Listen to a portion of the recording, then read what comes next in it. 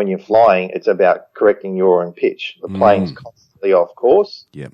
And all you're doing is getting back on course. Yeah. And that's what my work is about, is how to make clear, fast and accurate decisions on demand.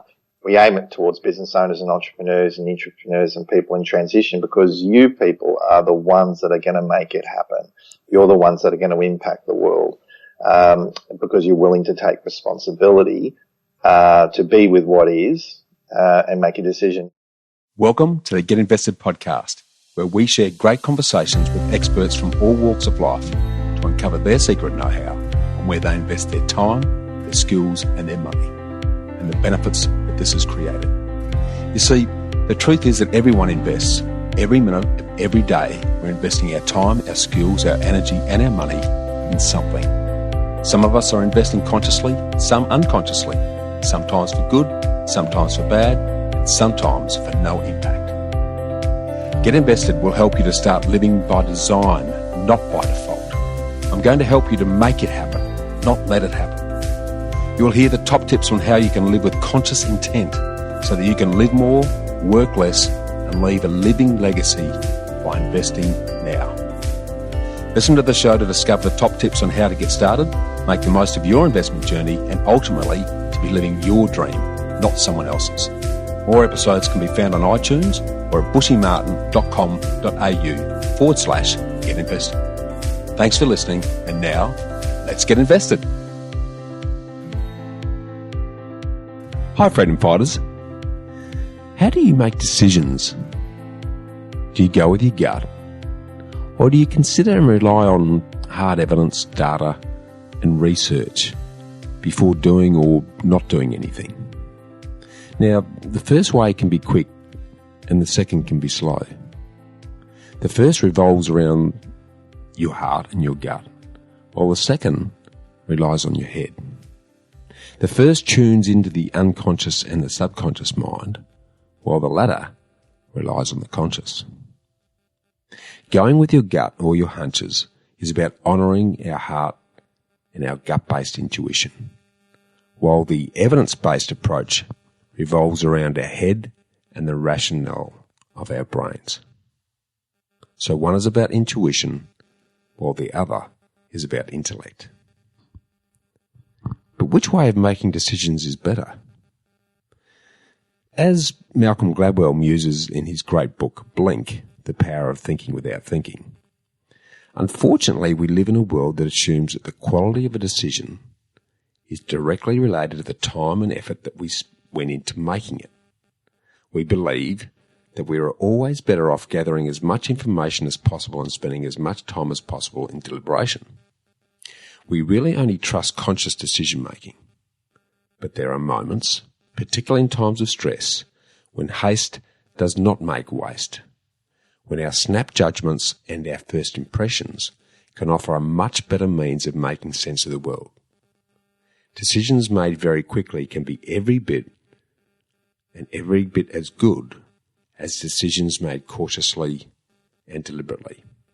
And he goes on to say that our world requires that decisions be sourced and footnoted. And if we say how we feel, we must also be prepared to elaborate on why we feel that way. I think that approach is a mistake. And if we're to learn to improve the quality of the decisions we make, we need to accept the mysterious nature of our snap judgments. We need to respect the fact that it's possible to know without knowing why we know, and accept that sometimes we're better off that way. What we're talking about here is the power of our innate intuition, our inbuilt ability to know without knowing. Even when we're not at the fork in the road, wondering what to do and trying to hear that inner voice, our intuition is always there, always reading the situation, always trying to steer us the right way. But can we hear it? Are we paying attention? Are we living a life that keeps the pathway to our intuition unblocked? And what exactly is intuition? Why is it beneficial and how does it help? Why do so many people ignore their intuition, and how do we learn to listen to it and to honour it? The simple fact is that our intuition is always there whether we're aware of it or not. And in our increasingly complex and fast-moving world where we're drowned in information overload, the winners will be those that can make clear, fast and accurate decisions on demand. And today's very special guest shows us how feeding and nurturing our intuition will help us to achieve this, and that living a life in which we can make use of its wisdom is the key way to thrive both at work and in our lives. Craigh Wilson is Australia's world-leading intuitive. He's a best-selling author, a healer, a mentor, and a global speaker. In today's ever-busy and stressful world, he's enjoyed the pleasure of working with incredible individuals and helping amazing small business owners, entrepreneurs, and Fortune 500 companies around the world to make clear, fast, and accurate decisions on demand. He works with you to transform your life where it matters most: your health, emotions, intimate relationships, families, and careers. He helps you take responsibility for your life, your purpose, your career, your business, and your direction. And he's written the best-selling book appropriately titled Intuitive, that brings a revolutionary perspective to life, health, and business.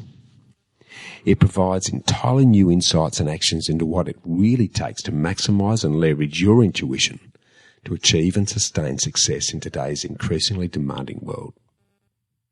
And Craigh has very generously offered a personally signed copy of Intuitive to one of you. Now, this is a very high-value, life-changing book. So to make it interesting, we'll gift this special copy to the listener who emails me at bushy@khgroup.com.au. That's bushy@khgroup.com.au to confirm how many words, how many chapters, and how many sections are in his book Intuitive, as Craigh mentions this during our episode chat. Along with this, I want you to give me an example of where you've used your intuition to make a good decision, and then we'll choose the best entry. So, listen to this very special, thought-provoking and potentially life-changing episode of Get Invested, right through to the end to glean the answers. Send me an email and join me in enjoying this inspiring conversation with the enigmatic Craigh Wilson.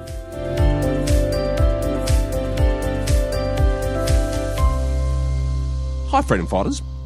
Now, I've had a really good feeling about today's conversation right from the get-go, when today's guest and I were introduced to each other by our mutual book publisher, who's also an all-round legend. That's Michael Hanrahan.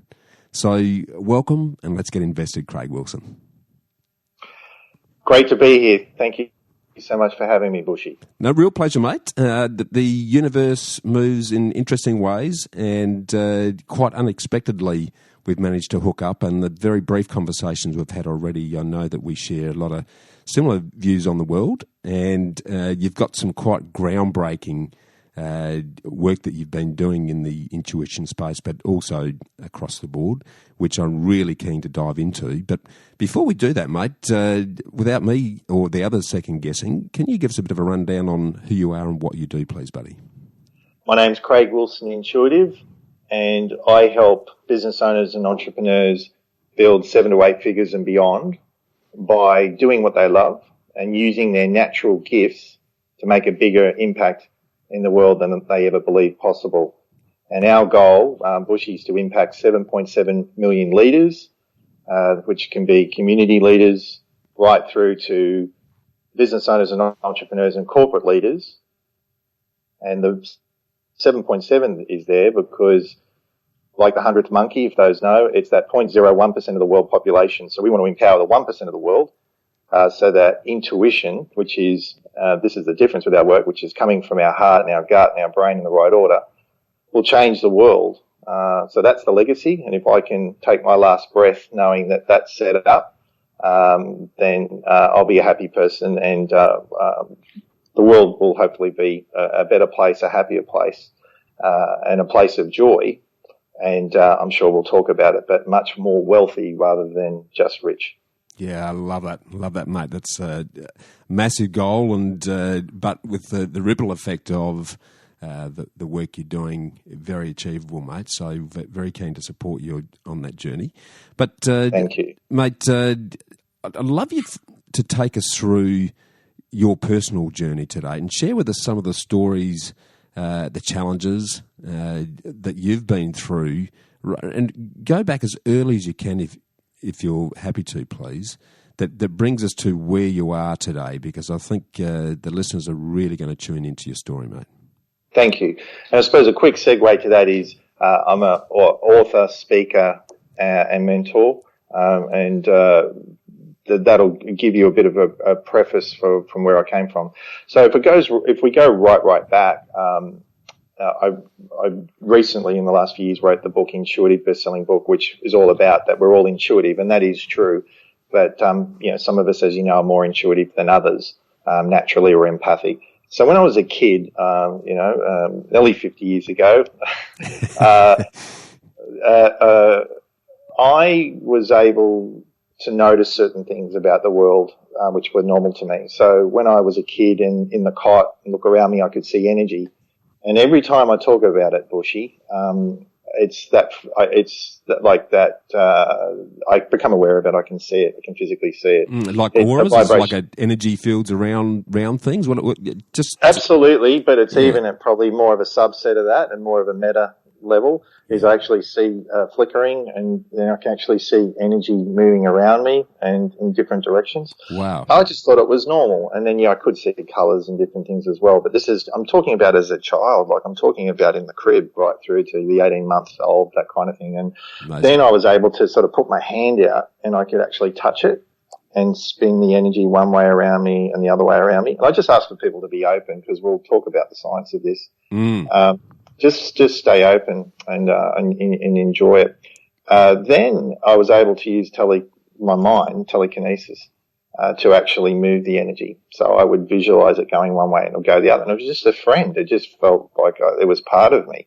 Amazing. And then, quite extraordinary. And that was how I lived. And then I tried to communicate that to my friends as a young child, around 4 and 5, and communicating, and my parents, and being brought up a Catholic, I was like, not so sure about that. So I sort of I shut it down and didn't know what to do with it. So, but I was always very sensitive and empathic, and my grandmother was very intuitive, and we always could sort of read scenarios, like in business or the family. We could predict what would happen 2 or 3 years down the track, and stay open with that, guys, too. I'll talk about the science down the track. Yes, please.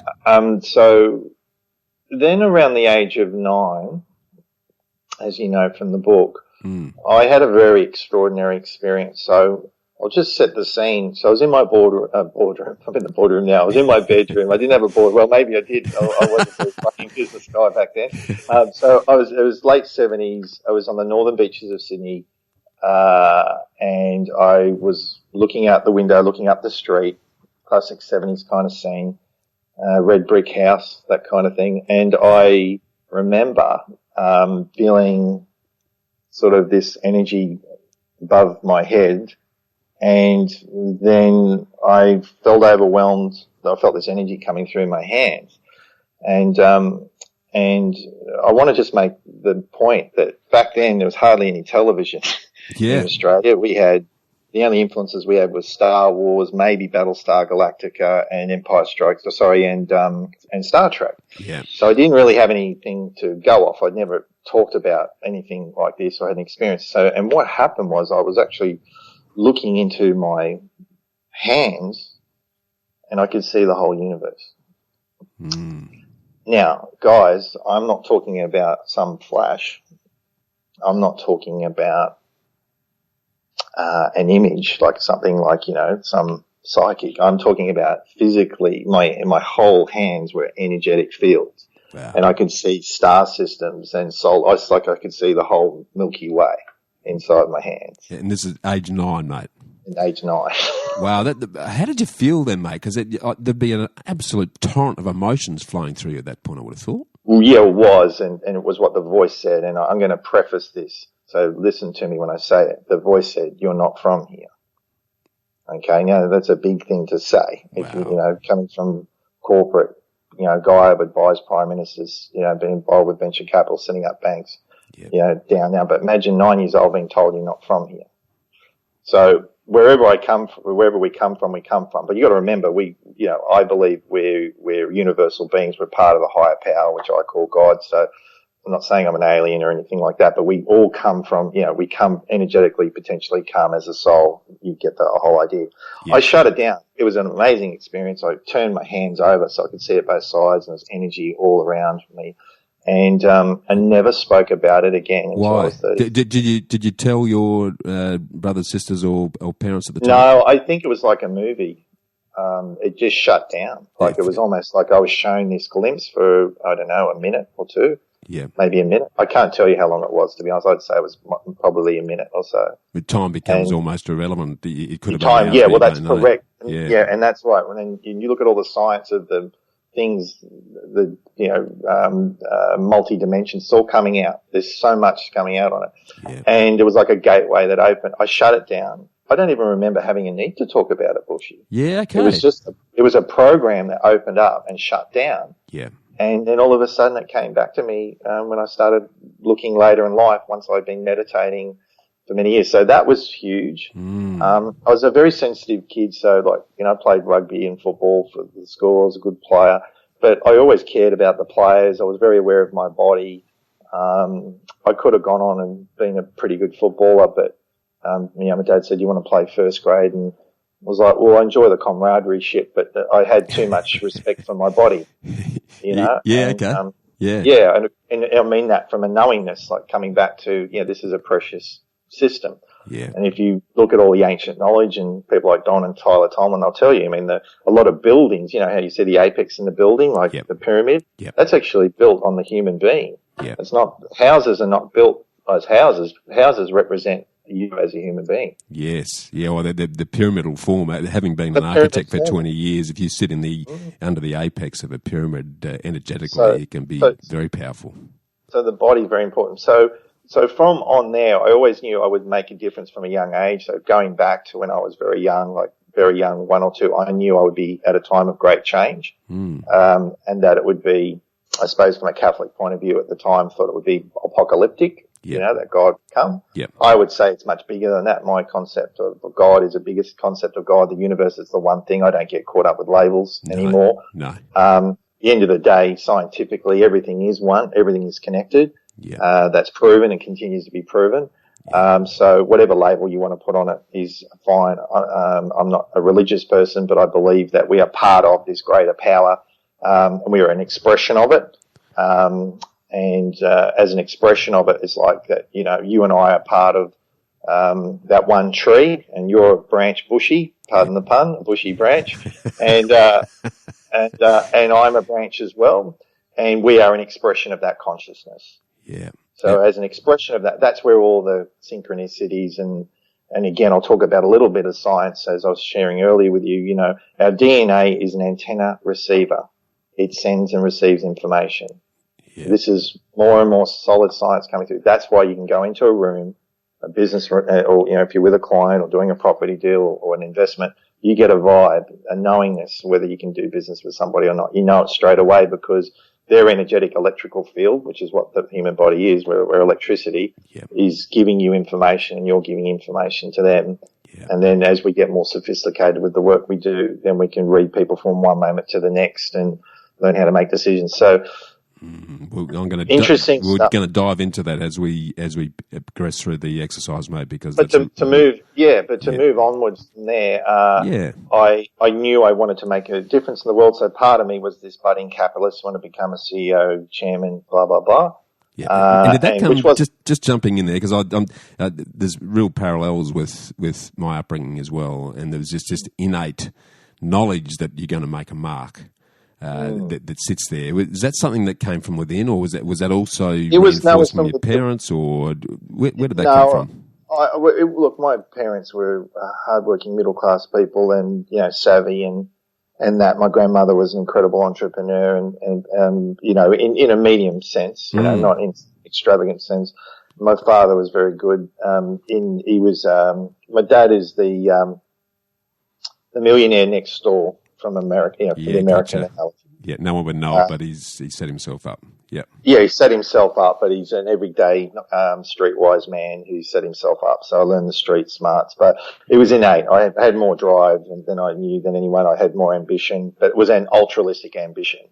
Yeah. It wasn't an ambition just for self-serving. So part of me was this budding capitalist. Like the first business I opened was, selling lemonade and food and chocolate crackles on the side of the road when I was 5. Like I knew where I was going. Yeah. And living on the northern beaches of Sydney, you go over the North Shore and it's like, I'm having a waterfront property. It's going to be this. It's going to be that. Yeah. Played rugby for Manly and then was joined part of Mossman Rugby years later. But what I worked out bushy along the way was that's not what I wanted. And, I'm sure some of you work out, but I went after it, got it, and, then said, no, this isn't actually. Yeah, because I want to dig in there a little bit, actually, because this is a really important part of the journey that a lot of us are either going through or have gone through, and that is, we pursue what we believe is the corporate ladder in some regard, and it's sort of weaving through your history. You've certainly pursued that. You've gone from Telstra to commercial pilot for a period.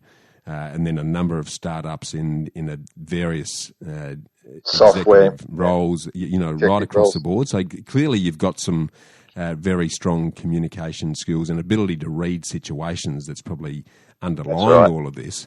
But at what point did you go, this corporate gig's just not me? Point. When I was 23, 24, when I was 22, I was with Telstra and I was very good in communications and innately knew it was all about relationships. So budding one side of me, which is a beautiful segue, was to be this budding capitalist, but the other side was wanting to be of service to humanity and to God. But in balance, there was a time where when I went to Rome and I even considered being a priest.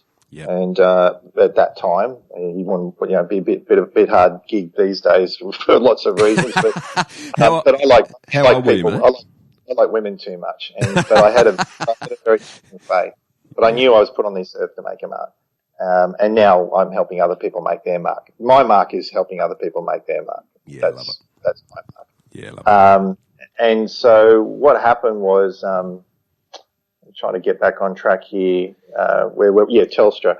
I was their top sales, telesales guy in the country out of hundreds of people and got promoted early. They wouldn't give me a gig in the city at 25, so I became an account manager in the country on the same pace. I was 1995 with a mobile phone and a company car and 22, 23 years old. Yeah. And on a good package. So I went to the country and I learned so much in the country. I don't want to emphasize this point.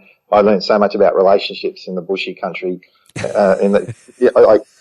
wore Walter, Lightning Ridge. I had an area half the size of England, and I'd drive out on these 3-day sales trips, and there was Namoy cotton and agronomists, and I was dealing with cattle farmers, and there were more wealth up there per square mile than anywhere in the country, and there were trading houses in tin sheds with 200 traders in there. Yeah. I was like, made me look at the world, and I used to go out there with a tea cake bushy and chew the fat with them for an hour and a half, and then they'd say, so what do you got for us today, Craig? And Optus was on the boil, and they say, are we going to be better off? I say, no, you're not. I say, okay, where do we sign? Yeah. So I learned at 23 all about relationships, and I was already that way, I was brought up well, but just how the power of relationships and trust. As you know, if you said one thing wrong, no one would buy from you. And if you did the right thing, everyone knew. So they asked me to be the win-back rep. So I was winning back more business from Optus than any person in the country. Yeah, right. But anyway, I moved from Armidale to Byron Bay. And it was too good. So that's when the spiritual side came in. So I could have been this gun win-back. I was a win-back kid, sort of running around winning back all this business. But I then got into this great lifestyle of meditation, and I even started doing yoga in 1995, 96. Like it's unheard of if you think about it way back then. And why? I'll keep asking the why question, but because that's at that time that would have been really groundbreaking, mate. So what was the attraction? Well, I started meditating at school, which is interesting, in a Christian school, and that was the best thing, and I've been meditating since, is that I knew there was something more about energy. I wanted to acknowledge my body and that, because I'd come from a sales entrepreneur, and then went into venture capital and things like that. It's stressful, and it's fight and flight, and as you know, in sales and business development, you're either a king or you're a target. I loved it, but I at that stage was very much based on myself rather than teams, and obviously I've built teams like yourself as well now. But I needed something to chill me out, and my heart was split in two. Half of me wanted to do this, just live a spiritual quest. So I was like, well, I'll make a certain amount of millions of dollars by the time I'm 30, and then I'll just devote myself to that. I'll make my money first, and then I'll do my spiritual journey. Yeah. So I probably did it a few years earlier than a lot of people, and then I was like, that didn't work out. So I started surfing, and I was like, I can have a lifestyle. And then intuitively, I knew that this area was where I was meant to be. And long story short is 20 years later, I've moved back, and all my family and, cousins and parents and, a lot of all my direct family is now on the coast. Yeah. On the Gold Coast, southern end of the Gold Coast, which is the beautiful Byron Bay, Currumbin, beautiful part of the coast, not the Gold Coast as you probably would think. So, love it. Mate, jumping in there on the meditation aspect, because I talk to a lot of people who say, yeah, I'm right into meditation, but there's 1,000 different definitions of meditation. Really. With all respect, most people, I want to say this from someone who's been doing it 30 years, and I mean this with all respect. It takes you years to get an idea of what it's about. And meditation, as Mark Boris would tell you, it's 1,000 things to 100 different people. Yeah.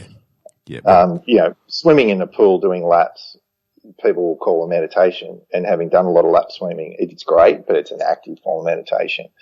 There's meditations with mantras. There's meditations with not focusing on things. Whatever it's all part of the journey. Like, do whatever you want to do. But meditation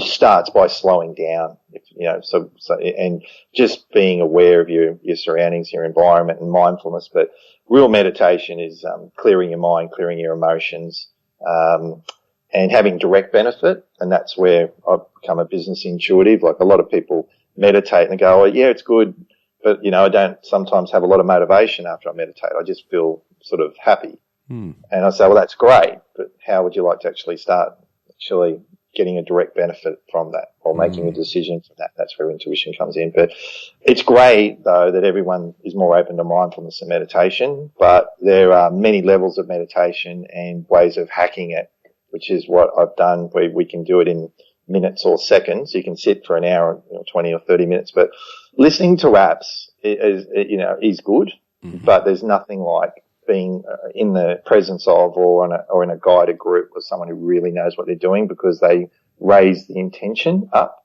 I know we want to talk about that today, because if you're meditating with no intention, that's okay at times, but hey, we're running businesses and careers and in transitions. Otherwise what can happen is people start meditating, and then they start avoiding responsibility and their work. And I've done it, I was involved with transcendental meditation and some of and was asked to be a director of it here in Australia, and that's what a lot of the A-listers do. It's awesome, but what we do is teach you how to actually make decisions, which is what they would say in the Hindus, the siddhis. It becomes a course in invincibility. So you're working with the metaphysical, and you're working with intention at the same time, and that's when that's when the magic happens. Yeah, interesting. I'm an absolute beginner in the meditation space, Craig, as are a lot of people. And yes, I've tried the apps, but one quick example and something that's really beneficial to me. This morning when I got up after I'd done the smile time with the dogs and done a little bit of exercise just to get the blood pumping, I just literally sat and looked. We've got living on a beautiful property looking down the valley, and it's just a cracking place. It puts you in a peaceful place straight away.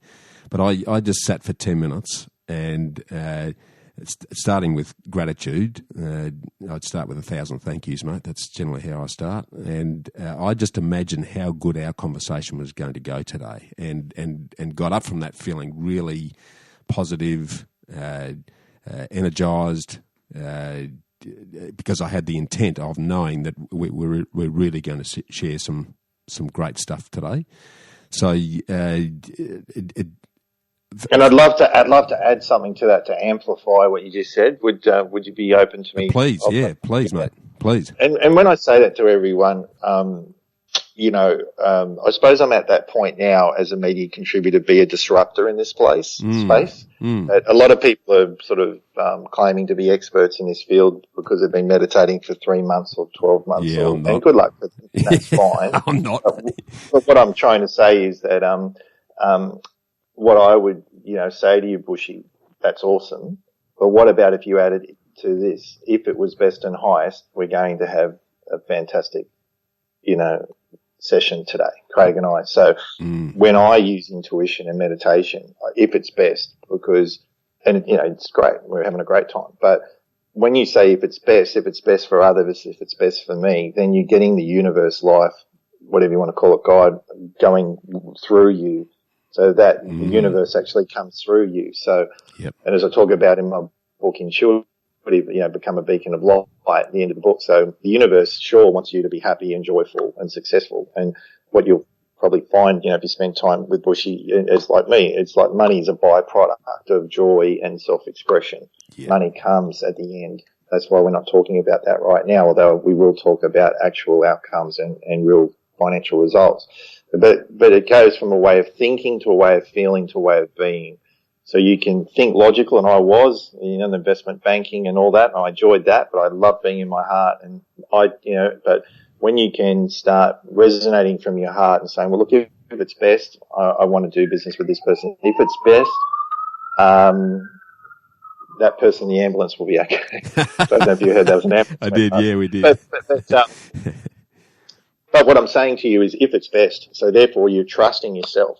If you want to be trusted in your life and your relationships and with your animals and your business and your customers, well, you have to learn to trust yourself. And the best way to trust yourself is to trust your relationship. That number one, which comes out of all our retreats and workshops, is the number one thing. Sure, people want to make decisions on demand. Sure, people want better results and feel good about themselves. But the number one thing that keeps coming up, Bushy, is the relationship with others, but the relationship with yourself. That's the most important thing. And I would say your relationship to life, your relationship to the universe, to that higher power. Once you get that right, if it's best, you'll do business. If not, do you want to do business with someone if it's not best? Yeah, exactly. Do you want that investment if it's fear-based? No. Are we going to react from fear, or are we going to respond from love? And then the science of that, as I talk about in Intuitive, is 60,000 thoughts per day. 95% of those thoughts are negative. And then 90% of the thoughts we had yesterday, we had today. So we got to keep interrupting the loop. And Bushy and I were having a nice conversation before we started, and I was saying, what a lot of people don't realize is, you and I think negative thoughts as well, Bushy, but we interrupt it more than others, and we're willing to do that. And that's the difference. And with other successful people, of course they have negative thoughts, but they're willing to interrupt them. It's like being a pilot. And as you mentioned earlier, flying. When you're flying, it's about correcting your own pitch. The plane's constantly off course, and all you're doing is getting back on course. Yeah, and that's what my work is about: is how to make clear, fast, and accurate decisions on demand. We aim it towards business owners and entrepreneurs and people in transition, because you people are the ones that are going to make it happen. You're the ones that are going to impact the world. Because you're willing to take responsibility, to be with what is, and make a decision. Now, as I was saying earlier as well, if it's a little overwhelming, you don't have to make a decision right now. You can make a decision tonight or in an hour. You can make a decision next week. It doesn't matter when but some people, as you know, Bushy, will never make a decision. Yeah. Or they'll put it off for 2 years, or they'll put it off for 3 months. So, putting a decision off for 2 hours, or, say, the anonymous third party, can I need to talk to my manager, or can I talk to my wife, or whatever, or you can get up to a point where I've got people in boardrooms where someone asks me to just say, look, can I just get a cup of coffee or a glass? Does anyone want a glass of water? And by the time I've got the glass of water, I've gone into my heart, cleared myself, and made the decision. Mm. Yeah, and the energy. and the energy that shifts. But that's with full confidence, by the way, everyone. That's not, I'm not sure if I'm making the right decision. I feel the resonance in my heart. And the focus is the heart, everyone, is that the heart is the first cell in the body, not the brain. Say it again. The heart is the first cell in the body, not the brain. And the more information goes from the heart to the head as to the other way around, some 70%. So it's the heart that's running the show, not the emotional heart, not the stressed heart. I'm talking about the peaceful heart, the bushy who's on holidays, who feels great, smiling with the dogs in the morning, using that energy to make a decision rather than, am I going to get it wrong? Now, a lot of you, like me and Bushy as well, at times can be logical. That's great, but how about we go to the heart and then the gut? The gut has some 200 plus million neurons in it, and the brain has as little as 10 million neurons in it. So our gut's got more power than our brain. So if we can go to our heart, feel our heart first, feel our gut, then our brain. Because if you go to our brain first, it's a 2 million year old survival machine. Yeah. And it's really good for fishing and fighting saber-toothed tigers. But it's not real good at, disrupting the world or, doing things based on prosperity. And, human beings are very good at surviving, as you know, Bushy, but they're not very good at thriving. Yeah. Yeah. Yeah. Mate, I love the heart to gut to then mind connection as part, and it's something that let's dive into the intuition discussion now, because it's something that everyone will be very keen to understand more about. But I guess what I'd love you to do, because again, intuition is a word that gets bandied around a lot, and I think is often misread in terms of what it It's really often means. at the point. Yeah, we're educating the market, and when my book came out a few years ago, it was great. It was very well supported by the media, and the media were open. But a lot of people think intuition is, a hunch or just something that you use every once in a while. Like I use it all day long. I've got, we now license businesses in it. Imagine that. There's an intuitive conscious business license that we have. Wow. Right. Yeah. And as I was saying before, in America, the number one thing in consulting right now is decision making.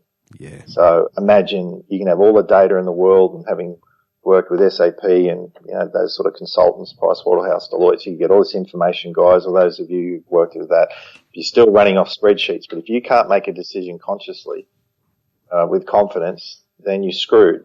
It's fear based. And imagine if your intuition and your decision making was 10% or 20 or 30% better than other players in the market, even if it was just 5 or 10% better every day compound. This audience understands compound results. Totally. Well, so putting it into a nutshell, and if you can, and you've defined it really well in the book, but can you just share that definition of intuition with us, mate? Well, for me, it's going to your heart, gut, and brain in the right order. As I said, the heart's the first cell in the body. It's universally intelligent. It's as 100 times more electrically powerful than the brain. Yeah. And there's some 5,000 times more magnetic energy. You can check out Heart Math. You can also check out what I quoted earlier from Stanford University. There's a lot more stuff coming out. We're actually getting a lot of research together on it. But what we're saying is you can fully access your mind, but just do it in the right order.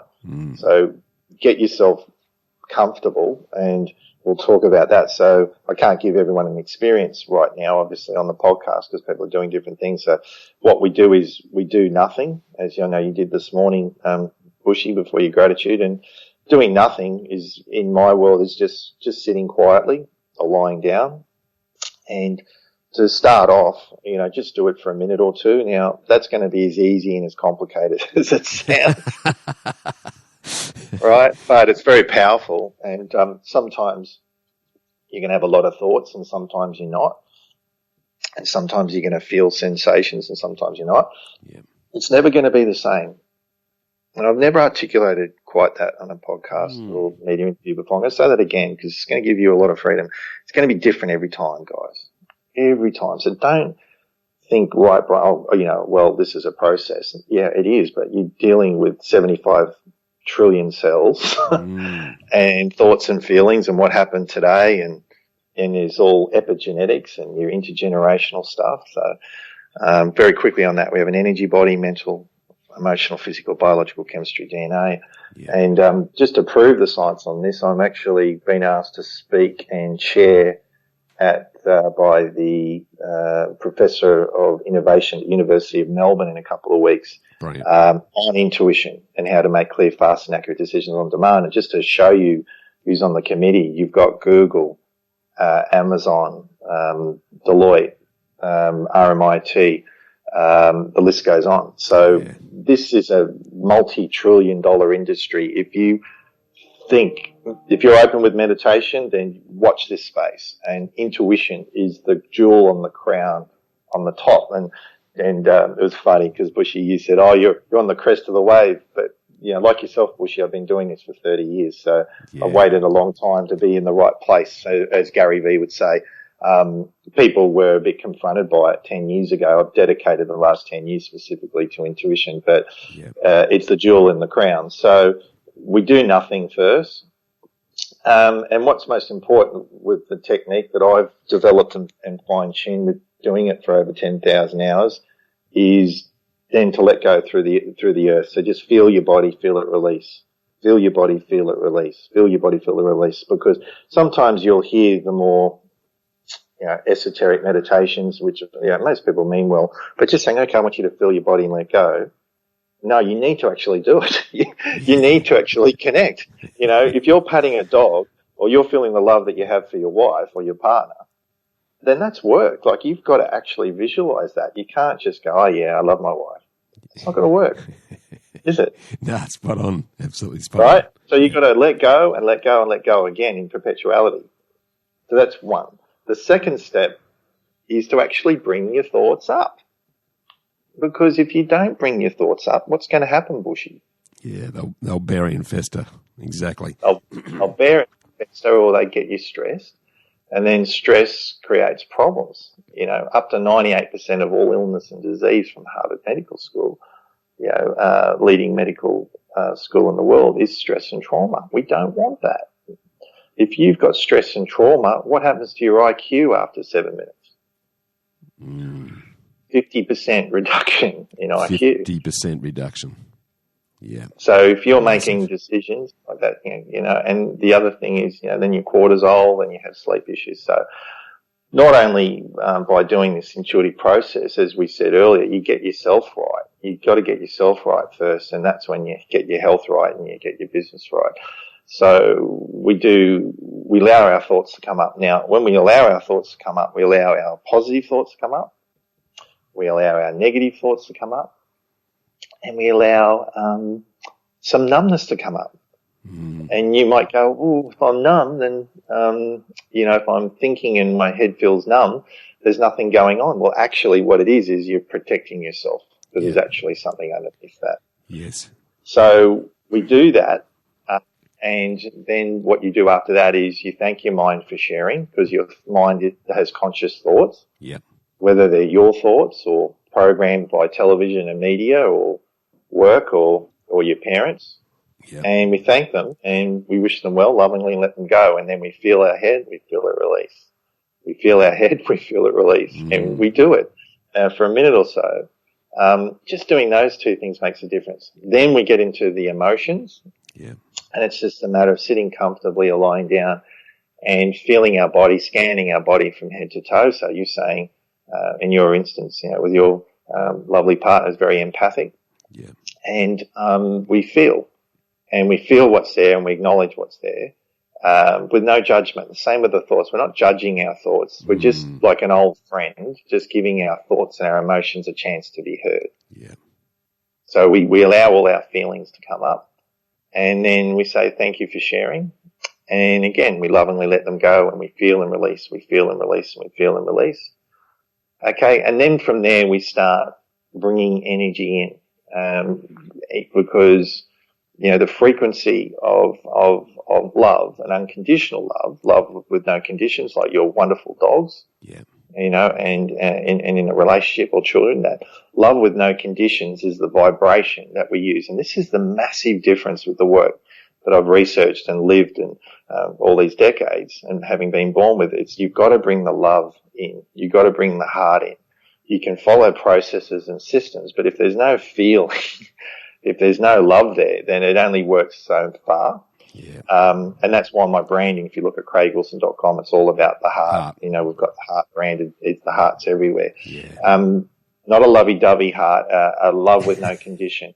A mate, I love you, mate. We just, kicked a footy, AFL or rugby, great try, mate. Love you. You're a best friend. It's that kind of love. It's not a romantic love. Like, that's great, but it's, when you're holding a child for the first time, you do anything for them, right? That's that love. It has no conditions to it. So I teach you, how to have that love for yourself. So, if you want to do it on your own, give it a try and bring some love into your heart, and that will get you started. And then once you start bringing love into your heart, then you can start making your decisions, and you can say, right, let's say you want a particular outcome, and you can say, well, is it best for me to sign this contract, for this property, and feel it, and then give yourself a break, and then say, is it not best for me to make me sign this contract, and feel the difference, and your intuition and your body will tell you. And, but the reason why people come to me is that our head is the biggest one. And for the logical people, you're going to want to use this like, going to the gym or a yoga class. Yeah. And that's great, but it takes practice. And that's why people spend, $97 with me right through to the corporates, with large figures, 6 and 7 figures, because it's like anything. If you want to become masterful at it, you want to be able to get course correction very quickly. I can clear myself in seconds, where most people, will never be able to clear themselves because they're not willing to sit with their thoughts and their feelings. So the more you can be with your thoughts and your emotions, then you can take action. But what I would say to everyone is do it at your own pace. And we'll talk about it later, but I've got free stuff and an app, so you can check out the app. That's a good place to start. But what I talk to you about then, those first 4 steps will get you started and will teach you to become more mindful. Brilliant. So that you can make a decision on anything. It could be a health issue, it could be a relationship issue, it could be a business issue. One of the big things that I help people, one of my top clients, is deciding, and they're in project management. One of the major players here on the coast. And they decide whether they work with a certain developer or not. And they might be, a very well-paying person, and, in many cases worth, significant, like hundreds of millions of dollars. But we work out whether it's from a truth and ethics and values point of view, is this relationship worth it energetically? Is it worth it? And what we do is we make decisions on that. And I've helped him over 5 years probably to phase out 4 plus developers, and there's one that we're phasing out now. And every time we've done that, the business has grown dramatically. Yeah, there you go. So that's where it works. It's being with your own truth, isn't it, Bushy? And it's being with your own values and truth, and not trying to learn not to judge yourself and others. So what we're doing here is, meditation is great, but meditation prepares you to make decisions, and that's where the intuition comes in. And we want intuition to become, that quiet voice that soon becomes your best friend. And if you start listening to it like any muscle, then it becomes stronger and will serve you extremely well. And the most successful people on the planet, whether they're movie stars or, Kerry Packer and all these people, if you actually ask them, people say, at the end of the day, I make gut decisions. Yeah, well, I think Steve Jobs, famously said that intuition's... and the heart, yeah. Yeah, it is far more powerful than intellect. So, mate, one thing... And Einstein, of course, he said the most powerful thing in the world was intuition, and there are letters of love as well. Sorry, just to jump in, but just to throw that he wrote some letters, his daughter, talking about the power of love was more powerful than the law of relativity, that we live, that the universe is made up of love. So the furthest thing from love is fear. And that's where I know you want to talk about that, but fear is the most condensed form of love. But it's a complete parallel. So we want to just catch the fear and then choose to respond rather than react. And when we're making decisions, and especially around money and investments and being with our truth, pretty confronting stuff. But if you can become, stronger at it, you can not only make better decisions for yourself, you'll have greater relationships in your life, and the onion ring spirals out in your business, your customers, and everywhere. Yeah, absolutely, mate. It's interesting that intuition's always been with us, and I guess disappointingly, the more so-called digitally connected we get, the more we tended to ignore intuition, and the more disconnected we've actually become with ourselves and everyone else. And I sort of noticed that, and again, you have a much better read of this than I, but I've felt, maybe it's just by experience, that women by nature more intuitive than men, and men, a lot of guys, particularly in the business world, tend to operate from the head, and the head tends to shut down the intuition. How can you sort of help people to stop ignoring intuition and turn the brain off from actually getting in the way? Okay, great. Well, firstly, I'm proud to let you know that more men are getting interested and involved with intuition now more than ever. Great. And if it was 8 or 10 years ago, yes, most of my practice was with women in the beginning. They got a good feeling, a good sense. The first thing to do is to do my little practice that I told you, and you can go on the website and there's a free download, or get onto the app or on iTunes or Google Play. Reach out to us, but it's just being able to be with what is, because you can't fix your financial situation or become rich or even wealthy unless you can accept your current circumstances. So it's about, allowing your thoughts to come up, and, practice at first, just slowly. But if you want to sort of start developing yourself, for 5 minutes a day in the morning, and then if you really focus and you really want to make an impact in the world and you love what you do, then, you'll do what it takes. But, if you read things like, Tim Ferriss's book, mentor book on Tribe of Mentors, I grab a lot. Virtually everyone meditates in some form or another. So however that is for you, just get started, so just get comfortable, relax, and just be with what is, because the more you can be with yourself, the more others can be with yourself. I've got on a train. What was the question? No, you're good. And just on that, this is a really good point, Craig. A lot of people, because, and again, it's societal and it's get out of the head. Yeah, it's also, what I find is that people, a lot of us feel like we have to be busy. And if we're not busy, we feel guilty. So taking time out to empty the mind and do nothing, there'll be some of the listeners that will struggle with that concept. Absolutely. Yeah, this is great. This is probably the best question so far. So basically, by doing nothing, you actually open up your ability probably to get a 10 or 100x return. So what you're doing is you're taking all the stress and trauma out, and you're acting from a calmer place. So you've got access 24/7, any place, any time, to making, a great decision. So imagine, by doing meditation for 5 or 10 minutes, or say building up to 20 minutes twice a day or more, let's say 20 minutes twice a day, you then become calmer, and it's called restful alertness. So you're alert. You're like a duck on the water. You're active, but you look restful. Mm-hmm. So what happens is your memory increases. You think more outside of the box. Instead of going into a situation with, for example, the property situation where there's property developers and builders. Yeah. If anyone's done what, you can get the idea of what I'm talking about. Imagine going in as a project manager, as one of my, a director in his project management team, and being calm within the storm. Yeah. What happens is that you become the way forward. You become so calm, you become a very attractive asset. to people and to yourself. So you make better decisions.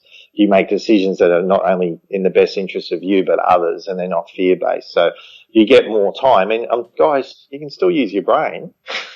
just get yourself into a good place first. So letting your thoughts go and your emotions go will actually, and you're right, it's very confronting.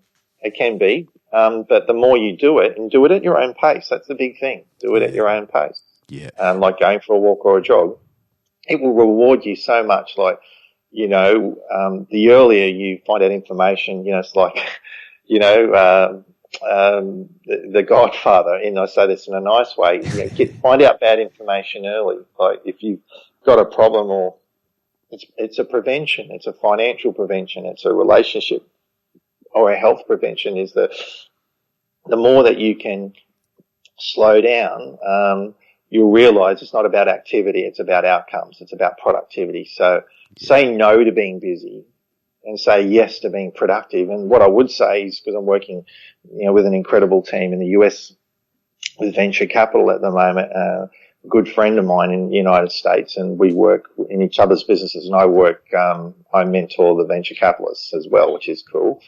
And the thing that they taught me, which fits in very well, is, to have your power priorities. And what's that one most important thing you need to do today to take the business forward? And now it's called blocking, time blocking. I'd love to share it with you another time. Yep. And my whole team is synchronized like a well-oiled machine, getting that way. We're now synchronizing everyone's most important thing to bring the business forward. So wouldn't it be better to spend 10 or 20 minutes calm, going for a walk or being barefoot on the beach or whatever you've got to do to set yourself up so that you can get that number one power priority? And that might be, a $50,000 deal, $1 million deal. It may be, leaving your job, whatever it is. But to have the clarity and the knowingness and the full self-confidence that it was the right decision. And then you start creating, that when your vibration is low, that's what you attract. When your vibration is up, that's what you attract. But it's really about getting more time and more energy. And we've talked about this earlier. It's about inspired action, but you can't take action unless you've got a high vibration to it, because people will feel it.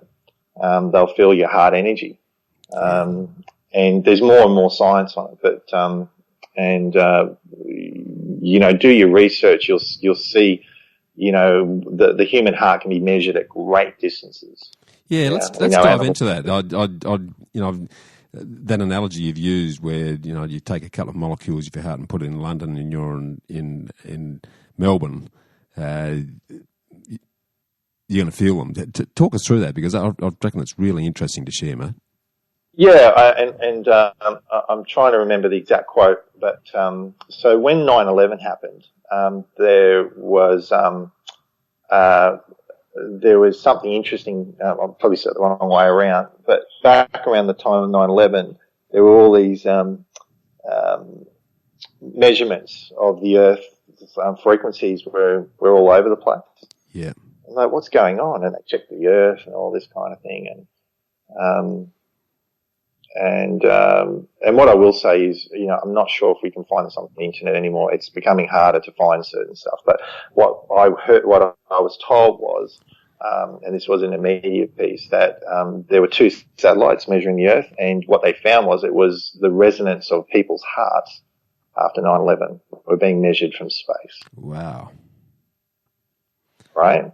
But what I can tell you is that, DNA is an antenna receiver, and that everything is connected. So whether you're in London or on Pluto, it doesn't matter.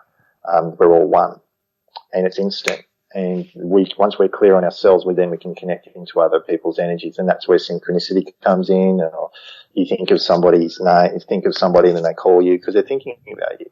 Yeah. Or you had a dream about someone, so you are actually making an energetic call. Yeah, I've had an instance myself, just to share an example that that I found very interesting, and this is quite some years ago. But we're driving from Adelaide to Melbourne, and I just had this really uneasy feeling, and pulled over, stopped the car, got out and walked around for a little while, got back in the car, and about 5 minutes further up, there was this horrific accident. I mean, a lot of people died, and I have no doubt. I felt quite shaken about it at the time, because if I had have stayed in the car and continued, I probably would have been involved in it. So, yeah, I get that. I don't want to say anymore, but I feel that. And to give people like a real life example, like my parents' dog, I don't have a dog where I live and where I travel, was virtually like my dog. And 5 to 10 minutes before I would come over, the dog knew and would go berserk. Yeah. Beautiful stuff. Yeah. Well, every time. Yeah. Exactly the same story. We had this brilliant Kelpie years ago, and my father used to travel away a fair bit. And it was uncanny because he'd come home at all hours of the day or night. But about 4 or 5 hours before Dad arrived home, the dog would be at the front gate waiting. It was incredible, mate. So right, okay, so here's the thing. It's not just the animal kingdom, it's us as well. If we are all connected, wouldn't that make sense? Yeah. And there's no time. So if you look into the stuff that Einstein and Tesla talk, there's no time involved, and time isn't linear. That's a whole nother conversation. 3D time is a line. People can draw this if you've got a pen and paper in front of you. Fourth dimensional time is a circle. Yep. And I want you to really visualize this, and imagine if you corkscrewed an orange and you pulled it up like a spiral. That's fifth dimensional time. Yeah. So time's got nothing to do with it. Everything's happening at the same time, and it's an extraordinary world, because I probably wouldn't have even shared a quote like that or examples like that even a couple of years ago. But I think people are ready. Once you realize you can connect with yourself, then you can connect with the greater world. And when you're in your heart, I mean, most of my business is not here on the Gold Coast. As a lifestyle entrepreneur, it's all over Australia, it's all over the world in 110 countries. So I've helped people energetically heal themselves through connection, and you can actually read people, as in a conversation, and a lot of times read them better without looking at them, just by feeling them. Yeah. And feeling the energy, because that energy is communicating. And you can do it with great friends. But what about if your vibration was up and everyone became more of a friend, and you have more love, that love for your nuclear family you then had for all, which of course included your customers and impacting their lives. And that's the difference with this work, is that's where it goes beyond meditation. Like, it's heart based. It's a game changer. It's the disruptor. Meditation, yes, it's great, but when you bring the heart frequency into it, it's up. The average person walking around, more science, is around 57 megahertz. So we all radiate overall. If you're, a little bit unwell, it's more like 35 megahertz. And then it gets worse than that. If you get sick, it lowers. And what do you think fear resonates at? If average sort of vibrations around 57, 55 megahertz. What do you think if someone was fearful, what their vibration would be? You can feel it. They feel prickly, What is it, mate? I'm very interested, actually. 20. Really? And when you're in unconditional love, it's 528. 528 in unconditional love. As a frequency. Massive. Now, again, the people in your head experience love. Can you, what does love feel like? Can you prove it? You got to experience it. Here's the thing. At 25, you're dying. Fear is worse than death. Fear as a vibration is worse than death. So you want to interrupt it, because that's when the fight and flight system comes in. And Dr. Bruce Linton, who I've been featured with, PhD in America, who's huge in the heart-mind connection, talks about that cells can only go in one direction, bushy, at a time. So they're either creating energy or they're hiding. And that's why they run to the extremities. So think about that. Your biology is either creating energy and raising energy, or it's decreasing. So it's just a matter of catching yourself. And then when we do the retreats, we've got a one-day retreat up on the 24th of August, just in a few weeks, and our evening events and our 3-day retreats or our programs, I'm constantly checking in with people. Where is your energy out of 10? Is it a 5, a 7? Bring it up. And then maintain it, bring it up. And that's another big difference with the work that I do, is I teach you how to feel your heart. Go, yeah, I've got a heart. That doesn't do it. It just doesn't do it. It's like you've got to put the money in the piggy bank. You've got to make those connections, thousands and thousands and thousands of times. Yeah. Can you think unconditional love, think about your partner, your marriage day, your child, and go, oh my God, he's taught me how to have that love for myself. And now my stress, now I'm more relaxed, and now I'm more open, and now I'm more intelligent, and now I'm thinking outside of the box, and now my customer loves me better than everybody else. Instead of a transaction, it's now a 30, 40-year relationship, as you and I talk about all the time. It's about having a lifetime. If you're interested in having a lifetime relationship with others, it starts with having a lifetime relationship with you. And then you have lifetime relationships who happen to be business partners, customers, and then you can help them do the same thing. Mate, there's so many areas. I reckon we could talk for hours, man. I'm absolutely loving this conversation, and something that I'd love to dig into a bit more with you is around fear, because I see a lot of people in this day and age are totally driven by fear. What's your thoughts on that? And in the context of what we're talking about, how can you help them to overcome that? Well, and as you said, we're constantly distracted by mobile phones and text messages. Messenger, as it comes up, it's very disruptive, isn't it? Facebook Messenger, you don't have a choice. You've got to deal with it. Yeah. Emails, distractions. Yeah. As business owners, especially, or those wanting to aspire, there's so many things: social media, influencer, profile, funnels, giving freebies, all this that takes time. So fear will get you in your head, guys, and there's nothing wrong with using your brain. If you need to drive a car or you want to go fishing, the brain's very good for that. But what you want to do is you want to get back to your heart. Your mind is a 2 million-year-old fear-based machine. So what we want to do is we want to use it, but in the right way. So it's really looking at a lot of situations and saying, what does my heart say? The thing is, as you said, Bushy, most people know the answer. They just can't accept it. Yeah. Yeah. And so intuition, knowing makes no difference. Yeah, that's right. It's knocking out that blockage, which 9 times. People go, I know that, Bushy. I know that, Craig. I say, yeah, but what are you going to do about it? Because if you don't take any inspired action, and the end of the day, if some of you send the Adjustment Bureau, make a decision, make another decision. You can always make another decision, whether it's good or bad. But as you make more decisions, then you start getting flow. And as you know, it's the journey of, creating wealth, which includes, lifestyle and connection with yourself.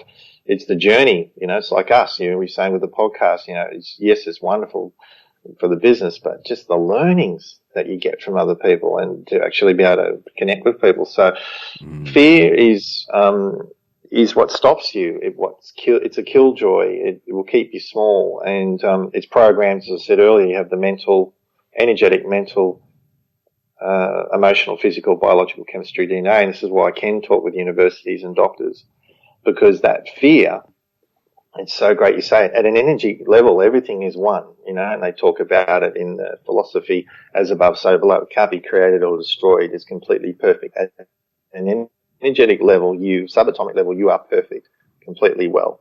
Yeah. Live forever. Yeah. Actually, right. But when you have those fears in your thoughts and your minds, you've got a lot of problems. And I'll give you an example from a health point of view. When you go to a doctor changes biology through chemistry. And I say that, and they say yes. And so generally they give you a pharmaceutical, right? Yeah. So they give you a pharmaceutical, and that's why I didn't become a doctor. I did look at it the first year, because you get taught how to prescribe medication. Yeah. And I understand it's very interesting. You're becoming a doctor in the first year, you're being taught how to prescribe drugs. That's year one. So then you have a naturopath who will give you supplements. Now, that's well-meaning, and they'll double dose and triple dose. But that's not great for the system either, for the digestive tract.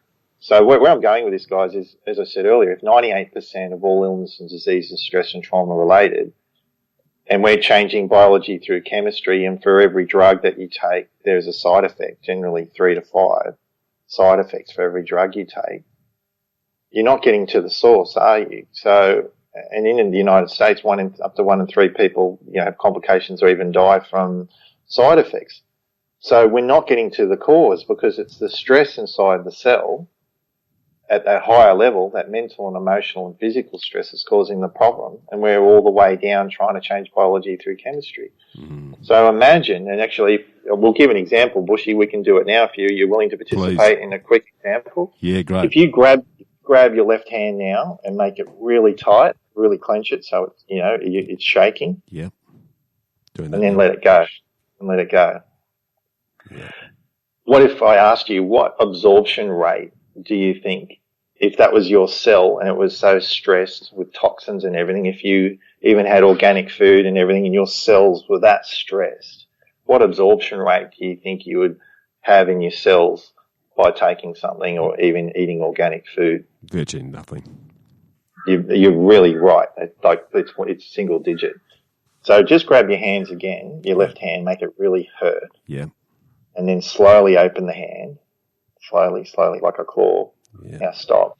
So what if I told you, even after one guided session with myself and my team, or on a call or an experience, that you could have a 5 to 10-fold result in reducing the stress with no side effects? Yeah, that's gold, mate. Would be absolute gold. Right. So where I'm going with this, guys, is there's times when there's acute medicine and you need to take it. I fully acknowledge that. If you have an operation or whatever, and I'm not a medical doctor, and if you have an issue, then you should always seek medical advice. What I'm saying is, let's prevent the stress and reduce the stress. We had a young lady who works for one of the television stations a few weeks ago, one of our events.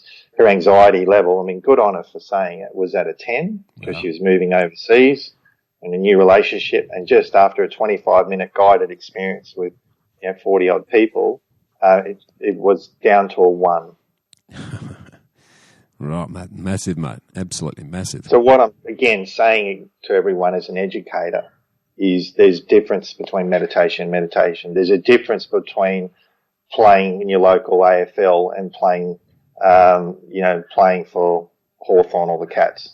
Yeah. There's a difference between playing for Australia, and there's a big difference. And it comes from experience, like yourself and other, great people you've had on the podcast, and mentors, is you've got to do your 10,000 hours. That's why I can show you how to save the 996 things, 9,996 things you don't have to do, and show you the 3 or 4 things to do in the right sequence, so you can not only make decisions, but reduce your stress and anxiety, increase your intellect, and be a lot more, not just happy, Bushy, but joyful. There's a big difference. Joy is a lot more. You can be happy. So, how are things? Good. Yeah, I'm happy. But what about when you're joyful? I'm great. I'm just so joy. I feel really good. That's joy. Yeah. We want to use the power of joy to make you make better decisions by sorting your life, health, and business out. Yeah, that's absolute gold, mate. Just sort of translating a lot of this down into the day-to-day. So let's say there's one of our listeners is deciding to invest in a property, and he's trying to make a decision around property A or property B. How can he tap into his intuition to make a better decision? Can you just talk us through that? Yeah, great. Well, the first thing is, what about if I give an example of it first? Brilliant. One of my clients was a property developer from Brisbane, and very high-end guy, GPS young guy, about 30, 6'4", rugby player, originally from Adelaide. So he must be all right. and nice fella, but a little arrogant, to be honest, and he knew it, and it was stopping him from he was doing well, but he just wasn't doing as well as he wanted to. Yeah. And so I worked with him during going through the process of clearing, nothing, the thoughts, the emotions, and then raising the vibration. He had a meeting with a real estate agent, and the property, I don't know, was around 1.2, 1.3. I can't remember at the time. Yeah. Around that was a few years ago. Yeah. Because I remember the outcome in the end. And he had the conversation, never met this guy before, but he was clear. He was joyful. He was grounded. He was a very smart guy, but he now was open. He was vulnerable. And the real estate agent said at the end, he said, geez, this is a great property. And he goes, yeah. He goes, I'll come back to you. And then because he was doing nothing bushy, as you said before, and smiled and just was in his own peace, there was that silence. And the real estate agent said, oh, look, by the way, I haven't told anyone, but the block next door is available. And that's exactly what I'm looking for. Within 24 hours, they secured it. They've done 30 high-end units. And stoked and helped him make millions of dollars. Yeah, brilliant. So when you get you clear, so let's talk about a customer making a decision before A and B, and I'm sure you'll love this, Bushy. Well, you've got to get really clear on what is it you want. Are you looking short term or long term? But if you're looking long term, intuition will always serve you, and sometimes, you know, intuition will help you win most of the time, but sometimes you're not meant to win. Sometimes there's meant to be delays because, you know, you, as Kiyosaki said, you know, get paid for what you learn. You know, don't get paid for money. Do a job or do something good for what you learn. So you need to, as I said, follow the process. Let go nothing, become still, let your thoughts come up, let your feelings come up, and then decide at that point. We'll say, well, hang on, you know, does it feel right? And then go to your brain, and then your brain will either tell you, your heart will tell you no, and then your brain will tell you no, or your heart will tell you yes, and your brain will tell you yes. Yeah. So, and I haven't said that on a podcast quite like that before. So, brilliant. Hands up, everyone listening to the podcast who would like their heart, gut, and brain to actually say yes. Yeah, love it. Right? Pretty cool. But what happens if you go to your head and your head says no, and then your heart says, I don't know, and your gut says, I don't know, because you went to your head first. Yeah. But what about if you go to your heart first, and then heart, gut, brain tell you the same answer? Or your heart has a stronger yes than your head saying no. And what you'll do is, as you said, if you sit with your fear, you say, where am I coming from? Love or fear? You go, oh my God, I'm afraid because I made a bad investment 3 years ago. Or I'm afraid of, I've got it wrong the last 3 times. So it's about interrupting the past and being in the present. Does that help? Yeah, that's brilliant. No, that's really good, because there's so many times, and I'm guilty of this, mate, where I've gone into a situation. It might be in the early days. I was involved in businesses with other directors, and there was one particular occasion where right from the get-go, my gut was saying, "Don't do this," and I overrode what my heart and gut were saying, and said, and I just chased the ego of what I thought was going to be opportunity, and sure enough, it turned to poo. And if I had have honoured that from the outset, I wouldn't have got myself in strife early on. Learned from that, definitely, so that when I went into business with other partners next time round, we had a prenup in place that recognised that we would go our separate ways at some point in time, but we then had an agreed process while we were still in the courting stage that meant that we'd spent more time worrying about how we're going to get out than how we're going to get in. And because we'd gone through that process, we were in a much better position because we'd thought that through from a heart and gut position, rather than just allowing the ego to get in the way and cloud what the... So what you're saying is you're able to respond rather than react because you had a process which was agreed. So communication is critical, as you outlined earlier. With my career, it's about communication. It's communication with yourself first. I'll say that again. Yes, communication is key in all relationships, but it's communication with yourself first, and then you'll communicate much easier and clearer with others. And therefore, you had your exits plan, which means you could respond from the heart and gut rather than reacting from fear or identity or ego, which isn't the real you anyway. No, exactly right.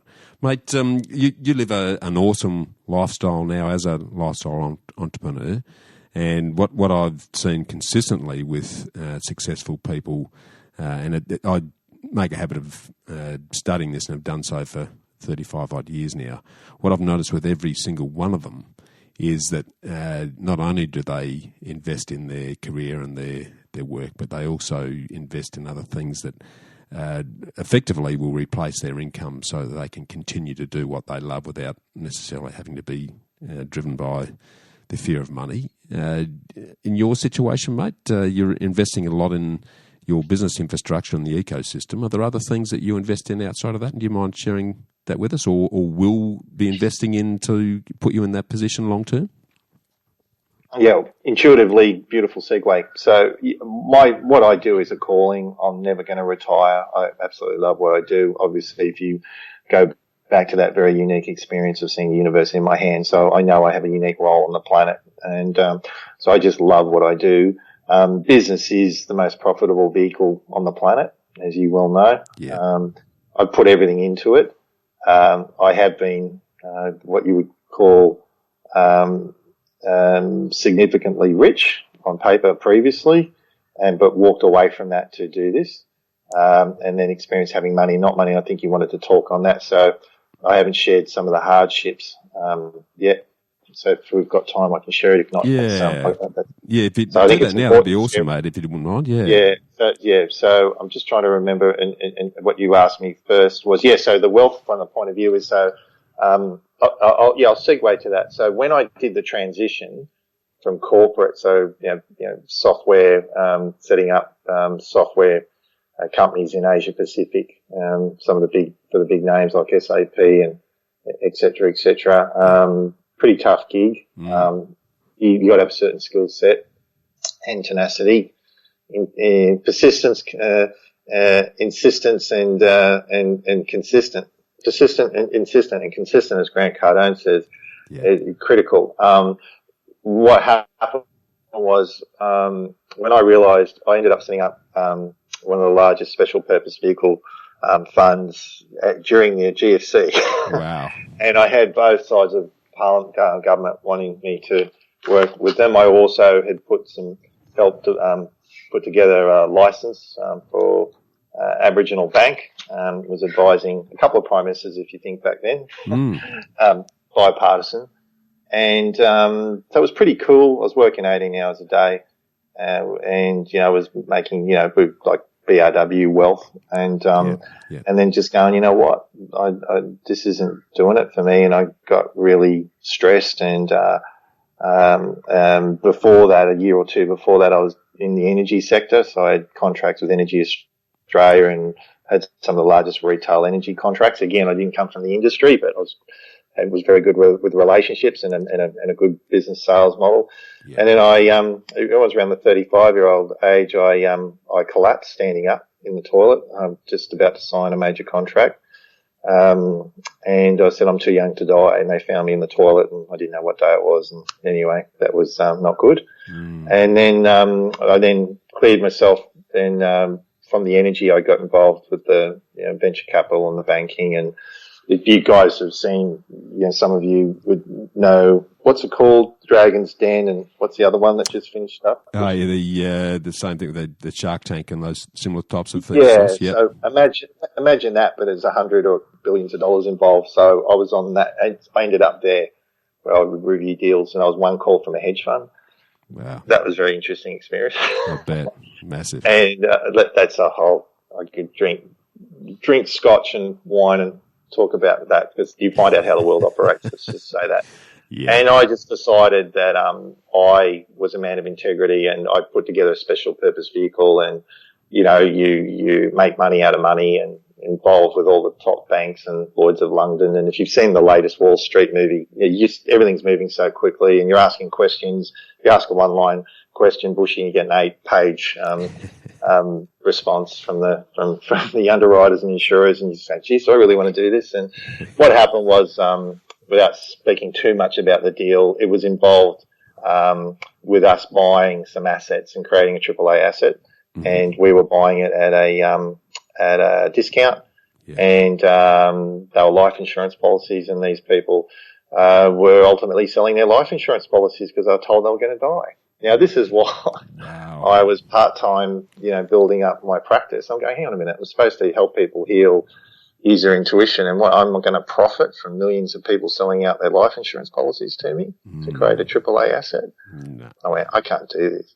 And I called an extraordinary board meeting, and I was not well. I was very stressed out, and getting phone calls from, major international banks. Hey, Craig, how you going? Oh, I'm not too good at the moment. Hey, have you signed the MOA yet? Just ruthless. And I pulled it. There were television executives there and bankers, and I just said, guys, I'm out. I had a 3-hour extraordinary board meeting. I pulled the pin on it. So I went from being going to be worth a gazillion to if I'm half what I think I am, and if I did really have that experience, which I did, seeing through my hands, then I can do this. Yeah. And I ended up being wealthy or rich to being over $1 million in debt because I walked away from it in the middle of the recession, and then lived in the back of a video shop at the benevolence of a friend, which I had a vision that I had to do the work that I do now for free for 15 months, 2 years, to prove that it worked without money. So I did 1,500 sessions for free. Bushy. Incredible, mate. But I love the courage of and the integrity that comes out of what you've done there, mate, because 99% of people would have sold themselves out. I feel like crying now because I don't talk about it much. I'm all right. But then what happened was I had to sell my property because, of course, my partner, I was going to get married, and that fell apart. And my property was 600 metres from that video shop. Then I had to sell my car. And, guys, I didn't have a bed for the first 3 months. It was a beanbag. There was no light, a public toilet, and just a sink and an electric fire pan. I had to go to the gym to go for a shower. So this is a guy who's advising governments, setting up banks, all that. To that.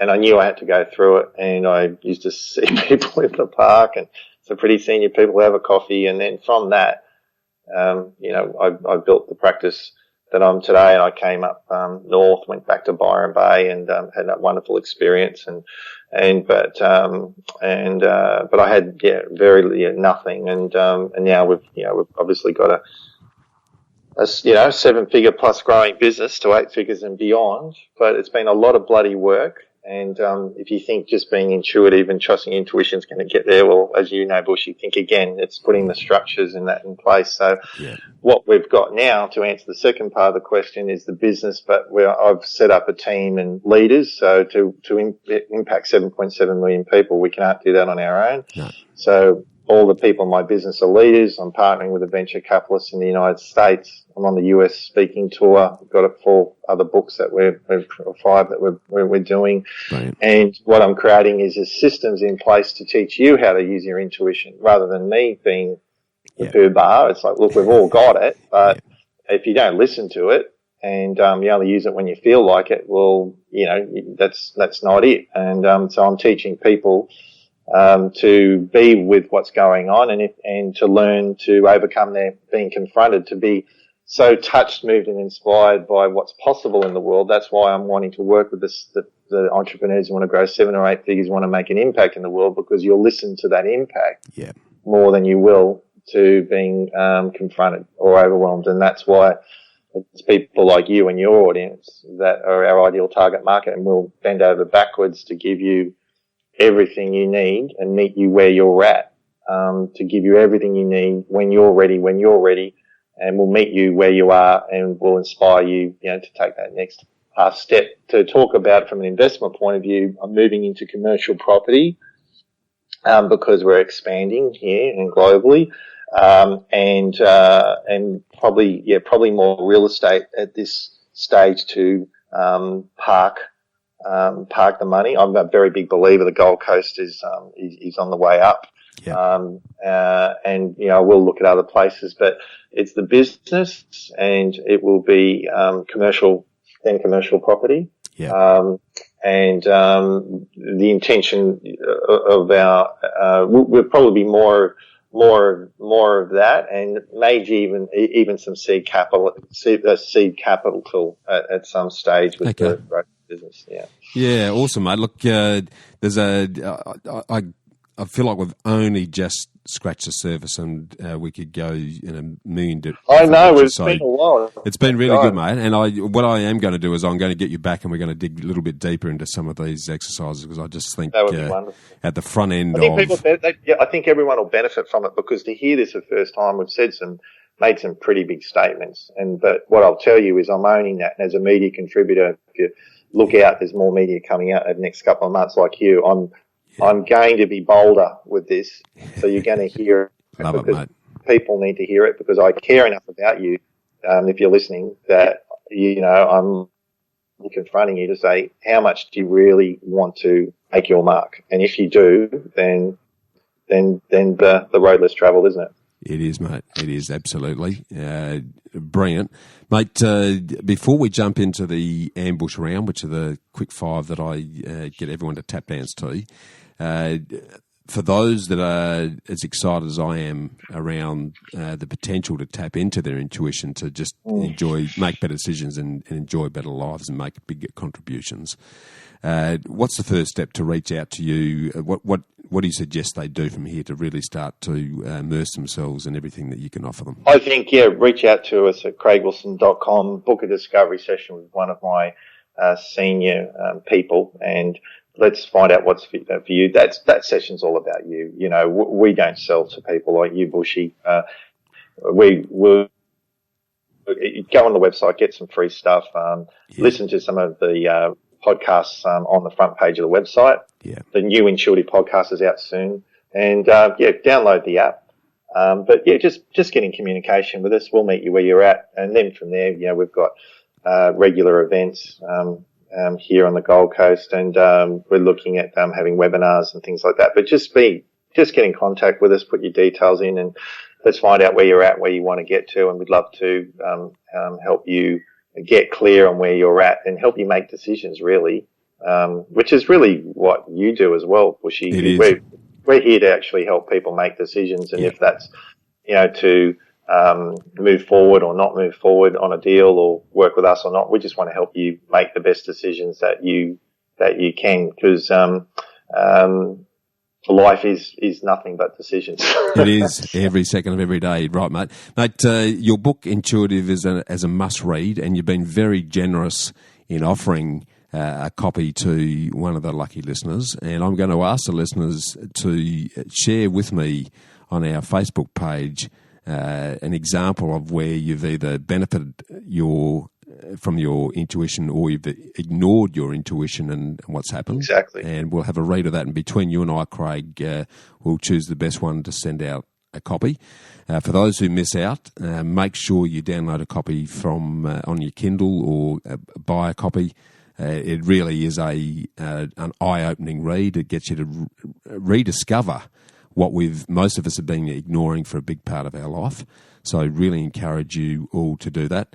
And mate, I think if you're serious, and if you are a reader, it will get you ready. Yeah.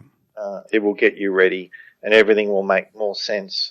87,000 words, 38 chapters in 3 sections, and there's points at the end of each chapter, so you can pick it up. You can read it all the way through, or you can just read one chapter before you make that sales call, or intuitive relationships or working with your kids. It's a powerful evergreen guide to learning how to use this powerful thing called intuition to guide you in your life and being more heart-based. Yeah, brilliantly said, mate. Mate, let's jump into the ambush round. So kicking off, and you've covered a lot of awesome quotes already, but what's your favourite quote and why? At the moment, insistent, persistent, consistent. Grant Cardone. I cannot say that enough. I mean, we were saying it earlier. There's so much noise out there, and I'm saying it with my sales team, and all of the team, is you need to be persistent, insistent, and consistent. Get your energy up, and there's so many distractions out there with social media, Snapchat, mobile phones, LinkedIn. They're all wonderful things, but you have to be insistent until you get the outcome. Then celebrate, have a great time, be joyful, but you've got to be insistent, and don't just do it for an hour or a day. Or if you get that power, as I said earlier, if you get that number one thing done for the great day, then great. But make sure that you're doing the right things, and you need to be insistent about it. It's not going to just come to you. It's going to get harder. Social media is going to change so dramatically in the next 2 years. If you don't be insistent, persistent, and consistent, you may not be in a great place in 2 years' time. Yeah, extremely well said. Mate, turning back to the books, apart from Intuitive, what would be the top book that you'd recommend people read and why? Tribe of Mentors at the moment, because I'm a busy person and it just reiterates people being intentional, their work ethic, that they meditate, by Tim Ferriss. I think there's the Titans book I want to see as well. I was listening to the 4-Hour Work Week, which I probably should listen to more now as I continue to delegate. But Tribe of Mentors, and I'm just loving the fact that people are acknowledging consciousness and the world's just getting a taste of the power of intuition. I'm just so excited that people are now spending more time being quiet so that they could be more powerful. And just quickly, by doing less, it's like pulling back an arrow, if you can imagine a bow and arrow. And if you take that time to be still, when you fire the arrow, it's going to be a lot sharper and it's going to be much more on target. Great analogy, mate. That's a really good mental picture that's really easy to relate to. Yep, very well summed up. Mate, this one's a little bit left field, but it's something that all of the listeners have asked me at various times. What's the top legal thing that you've done to minimise the tax that you paid, Craig? Well, I'll tell you, what it is pay the very best to get the very best advice. Tax, legal and intellectual property. If you're going to back yourself, I can't tell you what it's in. I'm sure you would say it all day long. If it's $500 or $1,000, we've had to do it recently as we're expanding greatly here and around the world. I cannot tell you the freedom, the clarity of direction and business structure by paying for those experts. And specifically, we had to go and see 3 of them. Initially we thought we'd have to see 1, and we went on recommendations, but I tell you what, it was worth every single dollar. I'm more relaxed, more comfortable, know what I need to do, know our strategy and how we're going to grow, how to do it professionally, legally, with the best profitable results. Yeah, no, spot on, mate. Absolutely, 100% agree. Now, turning back into the where you've invested your time and energy, what's both the worst and the best piece of investment advice that you've ever received today? You have to do it. If you don't, you'll miss out, which is fear-based. The best advice is, what I'm teaching is to teach you to become more heart-based, is to, if it feels right and it's aligned with your truth and your values and where you want to go, and especially if you're long-term, which I recommend everyone to be, then that's the best advice. And that's how I live and practice and continue to work on myself and others to amplify that globally. Yeah, brilliantly said, mate. Awesome. And finally, a personal habit that you believe contributes most to your success today? Well, obviously, intuitive meditation, healing meditation. But this morning, surfing. So I had to surf this morning. Awesome. Obviously, it's got to be when the waves are on. So I absolutely love it. It's a great form of therapy, and spending time in nature. So whether it's barefoot, sitting on the sand or the grass, we're actually going to be physically showing people on the retreats. I know it sounds so basic, but let's go out on the grass and just sit for 10 minutes and do whatever, and then measure the difference of how charged you felt electrically and with radiation and everything from phones and computers than you did in nature. Yeah. It sounds so basic. That's why I love living on the coast, because the air quality is like at 98%, whereas the cities is much lower. So I just love, and just being in nature and breathing. Yeah. And it sounds so basic, but because we're being distracted by so many things, we stop being out there in the trees and looking at the birds as I am now out the window. Same, mate. Tranquility and serenity are very important values for me. So living and eating and breathing on the homestead as we do, surrounded by nature, and just the vibrancy and the energy that comes from that, just it puts me in a great place, mate. So 100% agree with you on that score, mate. Mate, last exercise just to close on. If you spoke to someone who's just leaving school, in the context of intuition, what would you advise them to invest their time, energy and skills in to create their version of freedom? I think the most important thing is to do what you love no matter what. and be persistent. Yeah. And never give up. And that money will follow. It might not be when you think, but it'll be when you're ready. Yeah. That's brilliant advice, mate. Mate, it's been a really good conversation. As I say, there's so many things left unsaid that I really. It does feel like part one, doesn't it? It does. I reckon it might be part one of 3 or 4, actually, Craig. I get the same, to be honest. Yeah, so I'm going to stay in touch with you to make sure that we do that.